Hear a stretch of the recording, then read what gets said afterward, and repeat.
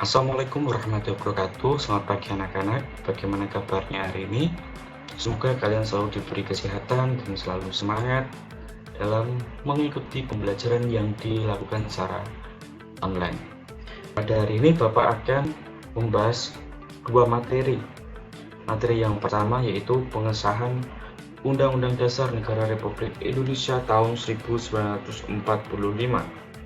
Materi yang kedua yaitu tentang arti penting Undang-Undang Dasar Negara Republik Indonesia tahun 1945 bagi bangsa dan negara Indonesia.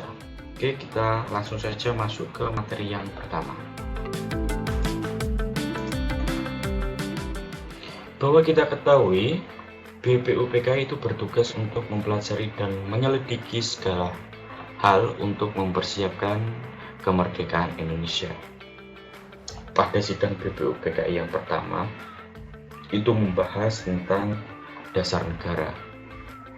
Terus sidang BPUPKI yang kedua membahas tentang hukum dasar atau undang-undang dasar. Nah, dengan selesai tugas BPUPKI maka berakhir juga masa tugas BPUPKI. Pada saat berakhirnya masa tugas BPUPKI, rancangan Undang-Undang Dasar itu sudah siap disahkan. Lembaga yang mengesahkan rancangan Undang-Undang Dasar Republik Indonesia tahun 1945, rancangan dari BPUPKI adalah Panitia Persiapan Kemerdekaan Indonesia atau PPKI.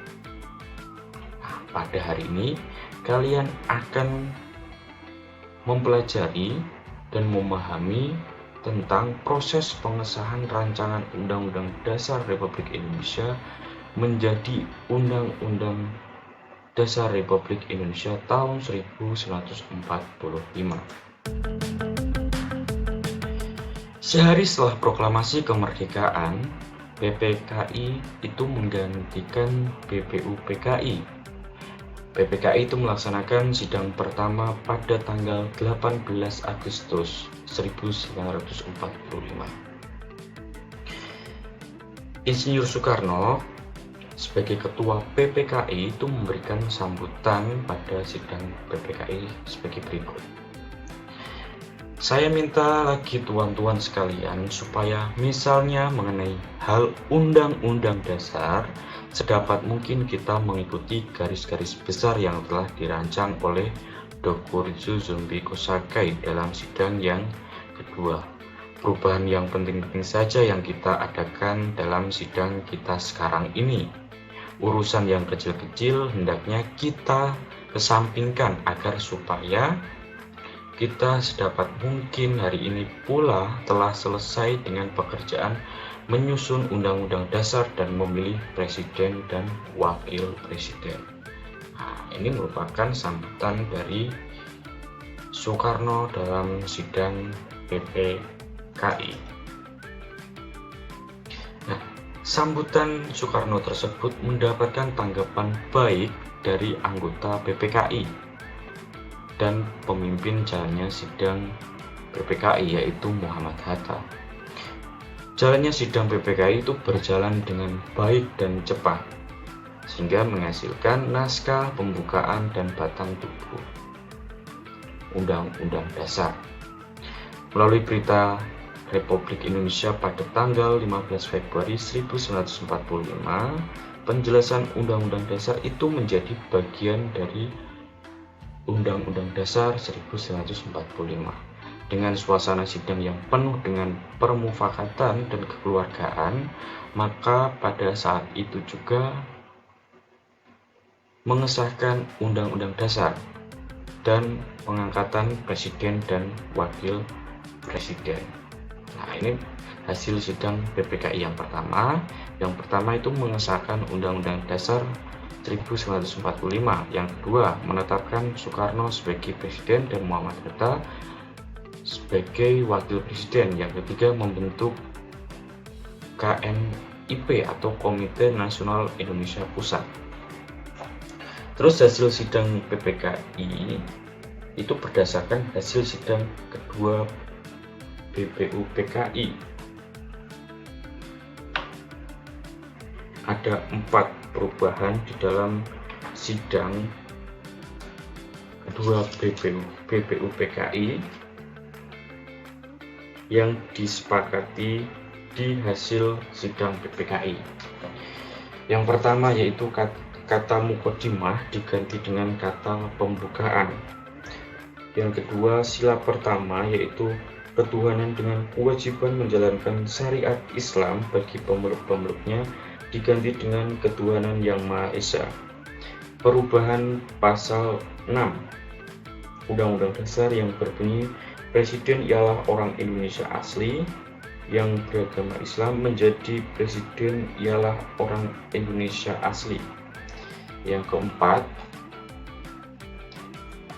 pasal 28 yang berbunyi negara berdasarkan atas ketuhanan dengan kewajiban menjalankan syariat Islam bagi pemeluk-pemeluknya itu diganti menjadi pasal 29 yang awalnya pasal 28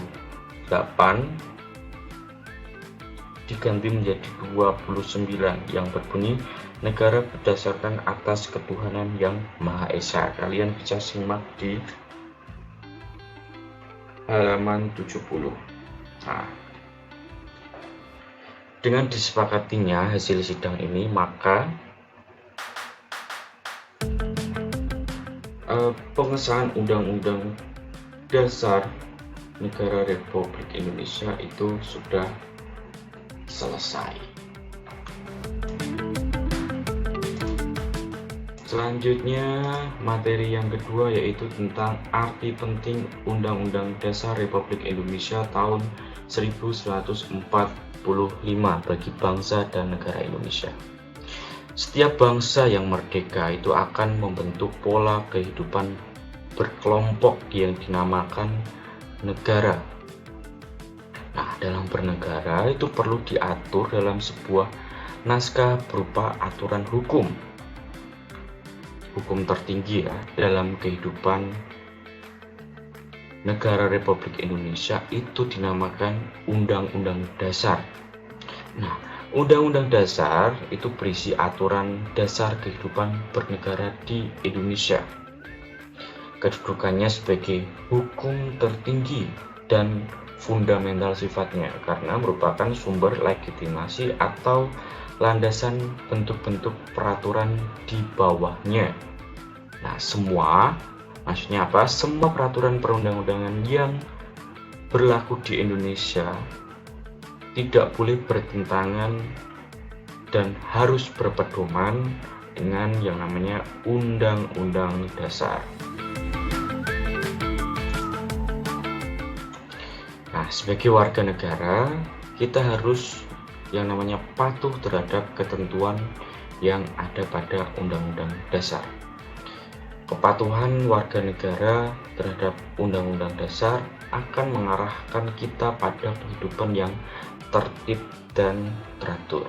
Nah, apabila Undang-Undang Dasar ini tidak dipatuhi, maka kehidupan bernegara kita akan mengarah pada ketidakharmonisan.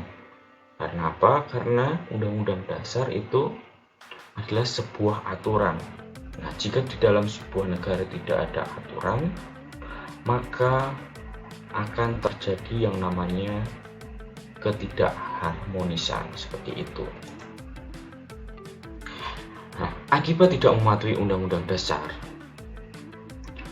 maka akan terjadi yang namanya perang saudara. Nah, dari perang saudara ini siapa yang dirugikan? Yang dirugikan adalah semua warga Indonesia, sehingga akan mengakibatkan kesejahteraan itu tidak akan terwujud, bahkan mungkin bubarnya negara Republik Indonesia. Nah, maka dari itu marilah kita sebagai warga negara yang baik untuk berkomitmen untuk melaksanakan Undang-Undang Dasar Republik Indonesia tahun 1945.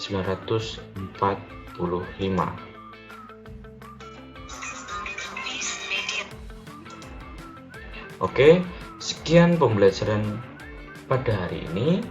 Jika ada yang belum paham terkait materi kita hari ini, kalian boleh japri ke Bapak untuk menanyakan apa yang belum paham terkait